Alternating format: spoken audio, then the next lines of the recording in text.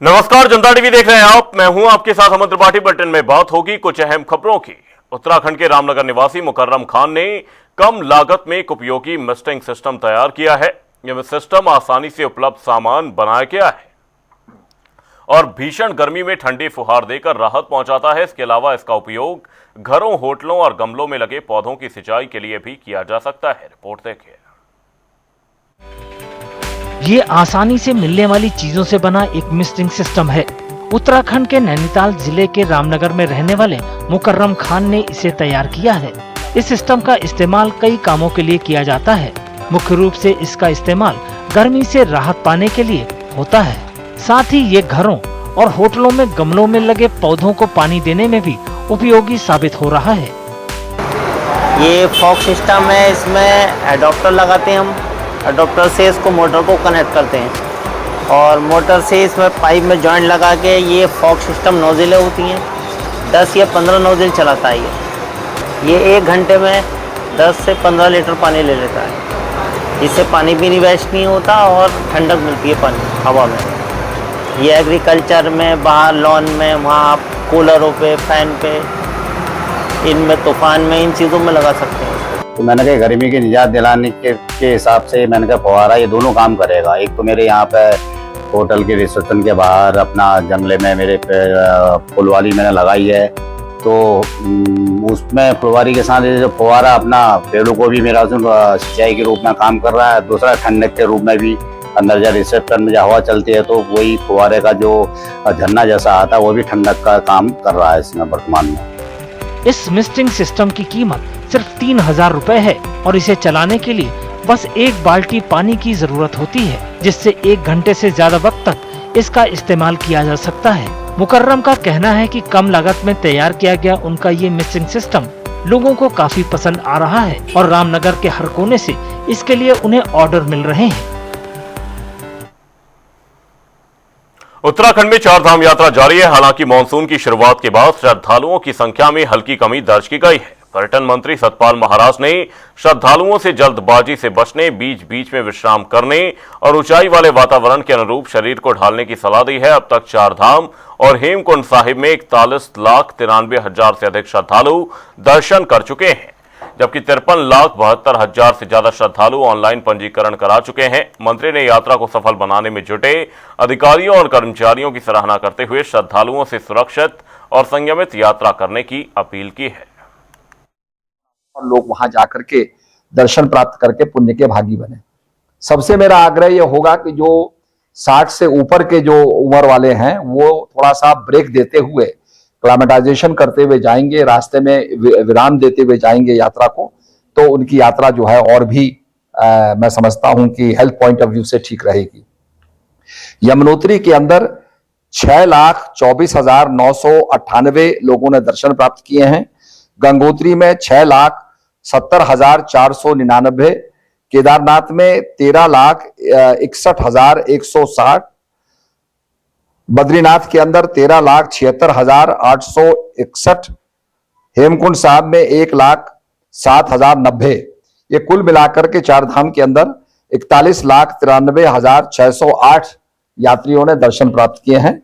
और इसके साथ साथ जो हमारा ऑनलाइन पंजीकरण हुआ है, इसमें 53,72,955 लोगों ने अपना रजिस्ट्रेशन कराया है।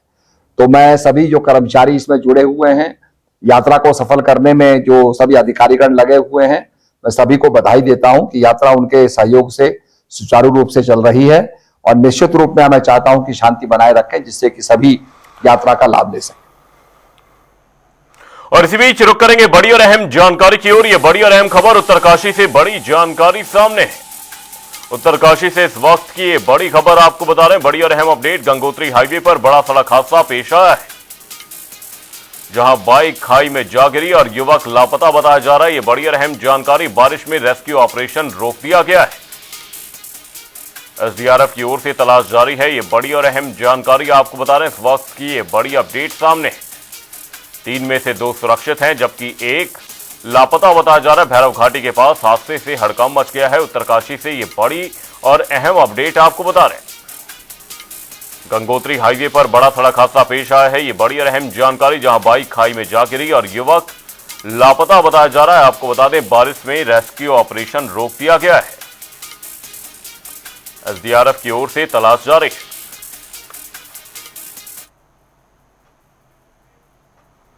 उत्तराखंड में जन जन की सरकार अभियान के दूसरे चरण की शुरुआत 4 जुलाई से होने जा रही है। वहीं बीजेपी प्रदेश अध्यक्ष महेंद्र भट्ट ने बताया कि मुख्यमंत्री पुष्कर सिंह धामी के 5 साल का कार्यकाल पूरा होने जा रहा है, जिसको लेकर बीजेपी ने प्लान तैयार किया है। सुनिए उन्होंने क्या कुछ कहा। देखिए, सरकार हर समय पर जनता के द्वार, जनता के विकास, जनता के कार्यों के विषय को लेकर कार्यक्रम करती रहती है। हमने पहले भी ये कार्यक्रम लिए थे, इसका दूसरा चरण अभी हम कर रहे हैं और तीसरा चरण भी इसका हम भविष्य में करेंगे।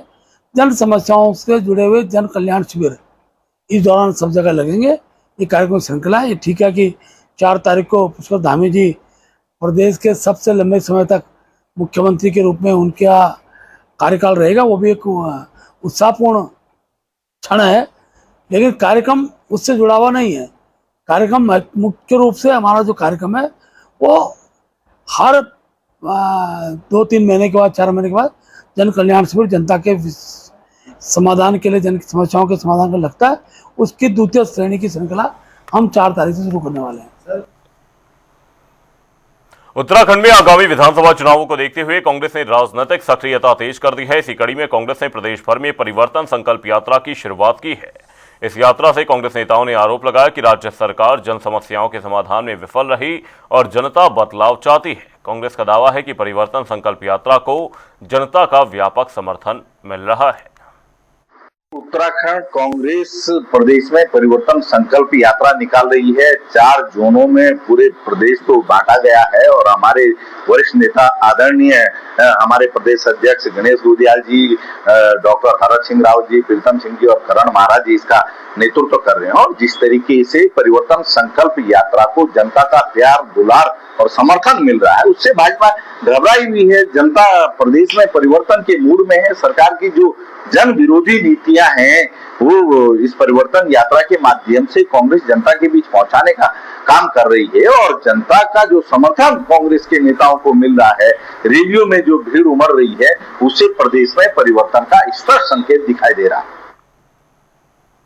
उत्तराखंड सरकार ने पंडित दीनदयाल उपाध्याय होमस्टे योजना में अनियमितताओं के आरोपों पर बड़ा प्रशासनिक कदम उठाते हुए देहरादून के जिला पर्यटन विकास अधिकारी ब्रजेंद्र पांडे को निलंबित कर दिया है। उन पर होमस्टे योजना के तहत अनुदान राशि जारी करने में नियमों की अनदेखी और लापरवाही बरतने के आरोप हैं। वहीं मामले को गंभीरता से लेते हुए पर्यटन विभाग ने तत्काल कार्रवाई की है। कार्रवाई के बाद विभाग में हड़कंप मच गया है और योजना से जुड़े अन्य मामलों की भी जांच की जा रही है।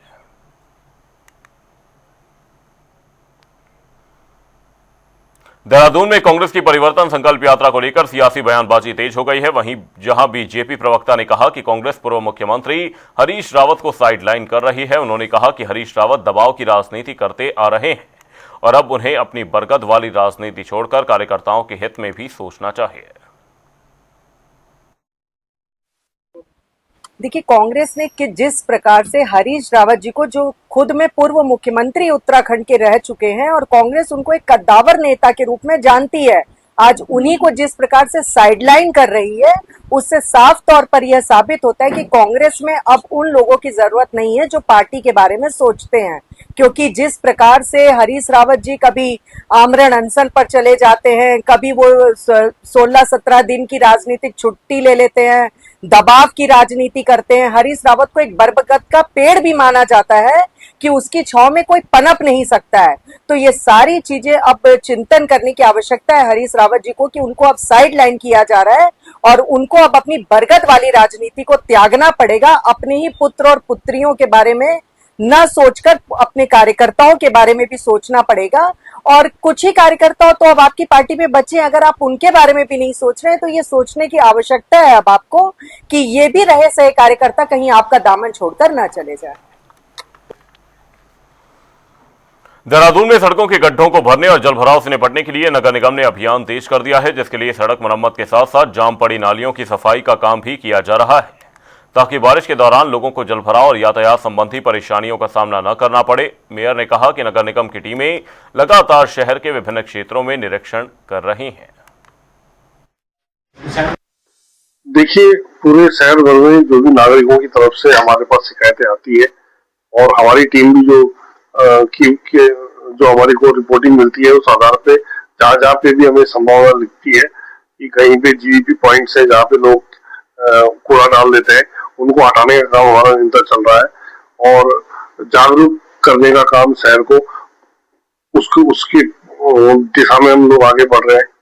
आगे जाके हम इसमें और भी कदम उठाने वाले हैं और निश्चित तौर पे हम चाहेंगे कि हमारा शहर जो है वो स्वच्छ रहे और पूरे देश भर में और अग्रणी स्थान पर।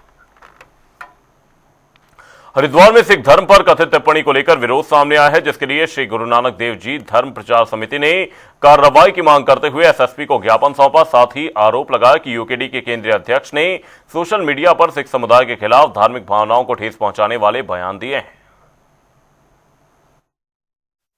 देखिए, जो उत्तराखंड प्रदेश है बहुत ही अच्छा प्रदेश है। यहाँ सभी 36 बिरादरी के लोग मिलजुल के रहते हैं, लेकिन कुछ लोग जो है अपने राजनीति चमकाने के चक्कर में इस प्रदेश की हवा को धूमिल करना चाहते हैं और वो उल्टे सुल्टे बयान दे रहे हैं, कभी किसी के खिलाफ। अब उन्होंने बयान दे दिया शीश नेगी ने सिख समुदाय के खिलाफ। हमने यही कहा साहब से कि ऐसे लोग जो हैं उत्तराखंड को जो है हंसता बढ़ता फूलता नहीं देखना चाहते, इन्हें सिर्फ अपनी राजनीति से मतलब है। तो इसलिए हमने उनके जो है एक ज्ञापन एसएसपी साहब को दिया है कि जो भी उचित कार्रवाई है ऐसे लोगों पर की जाए, क्योंकि हम लोग जो है यहाँ पर बड़े प्यार से रह रहे हैं। कोई यहाँ पे पहाड़ी या ऐसा सरदार सिख ऐसा कोई मसला आज तक हुआ ही नहीं, लेकिन ये आदमी जो है इसे खड़ा करना चाह रहा है। तो इसलिए हम आज लोग ज्ञापन देने आए, क्योंकि हम चाहते हैं कि उत्तराखंड की जो शांति है वो खराब ना हो और जैसे लोग रह रहे हैं पिछले कई सालों से वैसे ही रहें और सभी 36 बिरादरी के लोग आपस में भाईचारे से रहें। देहरादून में आयोजित रोजगार मेले में विभिन्न निजी कंपनियों ने युवाओं को रोजगार के अवसर उपलब्ध कराए। वहीं मेले में बड़ी संख्या में अभ्यर्थियों ने साक्षात्कार दिए, जिसके बाद योग्यता के आधार पर 39 युवाओं का चयन कर उन्हें मौके पर ही नियुक्ति पत्र सौंपे गए। अधिकारियों ने बताया कि ऐसे रोजगार मेलों का उद्देश्य स्थानीय स्तर पर युवाओं को निजी क्षेत्र में रोजगार उपलब्ध कराना है। भविष्य में भी अधिक से अधिक युवाओं को रोजगार के अवसर देने के लिए ऐसे आयोजन लगातार किए जाएंगे। अभी तक 14 कंपनियों ने पार्टिसिपेट किया है और 250 से अधिक अभ्यर्थी इसमें प्रतिभाग कर चुके हैं। तो मुझे लगता है कि अधिक से अधिक बच्चों को रोजगार के अवसर इस मेले के माध्यम से प्राप्त होंगे।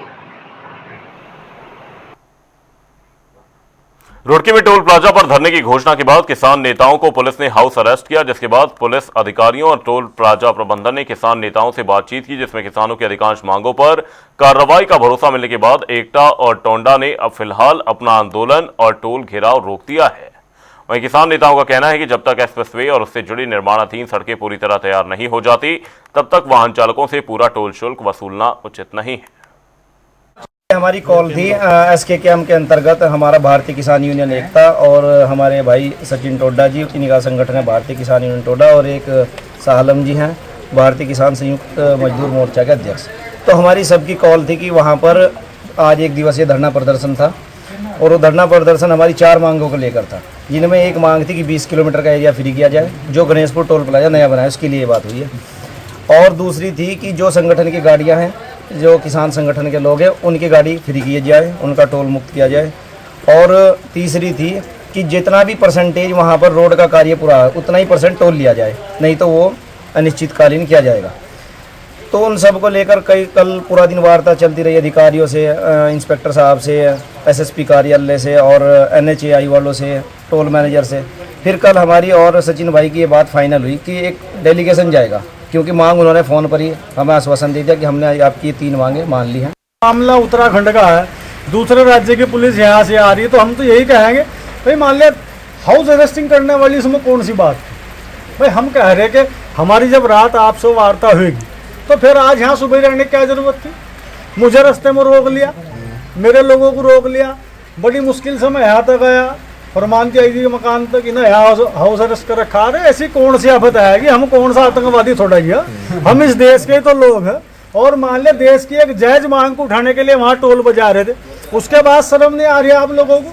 अगर आप इतने बड़े लंबरदार हो, आप इतने बड़े जिम्मेदार हो, तो आप ऐसे हालात पैदा क्यों करते हो। आज वो मैनेजर यहाँ बता रहा बैठ के साहब मैं तो 2500 गाड़ी निकाल रहा रोज, अब तो 25 नहीं 25,000 निकाल रहा, लेकिन वहाँ रोज छुटपुट घटनाएं डेली हो रही है, कुछ ना कुछ घटनाएं, किसी के साथ मारी पिटाई हो रही है, किसी के कपड़े फाटे जा, मतलब इस तरह की घटनाएं वहाँ से हो रही। इनका टोल कर्मी ही वहाँ जब उसने ज़्यादा आतंक मचा रखा था तो पुलिस ने उसे भी जेल भेजने का काम करा। पुलिस का बहुत सहयोग रहा। वैसे तो पुलिस तो केवल ऐसी स्थिति में थी कि भाई इनकी ठीक ठाक तरीके से वार्ता हो जाए। काशीपुर में चिलचिलाती धूप से परेशान लोगों को आखिरकार कुदरत ने बड़ी राहत दी, जहां लगातार तीसरे दिन भी झमाझम बारिश का सिलसिला जारी है। इस मानसूनी बारिश के कारण सड़कों पर जलभराव होने से लोगों की आवाजाही और स्थानीय कारोबार भी प्रभावित हुआ है, जिसे देखते हुए जिला प्रशासन पूरी तरह से अलर्ट मोड पर है। मानसून सीजन को देखते हुए केदारनाथ धाम के लिए संचालित हेलीकॉप्टर सेवाओं को अस्थायी रूप से निलंबित कर दिया गया है। उत्तराखंड नागरिक उड्डयन विकास प्राधिकरण UCADA ने जानकारी दी कि इस वर्ष अप्रैल में शुरू की गई हेलीकॉप्टर शटल सेवा अब सुरक्षा कारणों से अगस्त के अंत तक बंद रहेंगी। खराब मौसम, कम दृश्यता और उड़ान संचालन में संभावित जोखिम को देखते हुए यह निर्णय लिया गया। इस दौरान केदारनाथ जाने वाले श्रद्धालुओं को पैदल मार्ग या अन्य उपलब्ध साधनों से यात्रा करनी होगी। मौसम सामान्य होने के बाद हेलीकॉप्टर सेवाएं दोबारा शुरू किए जाने की संभावना है।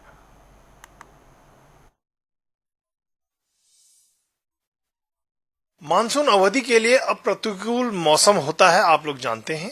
उसको दृष्टिगत रखते हुए DGCA और यूकाडा ने एक निर्णय लिया कि 25 जून से लगभग 30 जून तक फिलहाल इसको स्थगित रखा है अस्थायी रूप से। इसके बाद जो भी निर्देश हमारे DGCA के होंगे और हमारी मोका और हमारी यूकाडा की टीम जो निर्धारित करेगी उसके हिसाब से फिर हम इसको शुरुआत करेंगे। लगभग यह मानसून खत्म होने के बाद ही संभावना इसकी है, जो सितंबर माह में की जाएगी। उत्तराखंड के टिहरी जिले में दलित युवक केतन की हत्या के मामले ने अब राजनीतिक रंग ले लिया है। पीड़ित परिवार से मुलाकात और न्याय की मांग को लेकर विभिन्न राजनीतिक दलों के नेता सक्रिय हैं। इसी क्रम में नगीना सांसद चंद्रशेखर आजाद भी पीड़ित परिवार से मिलने का प्रयास कर रहे हैं।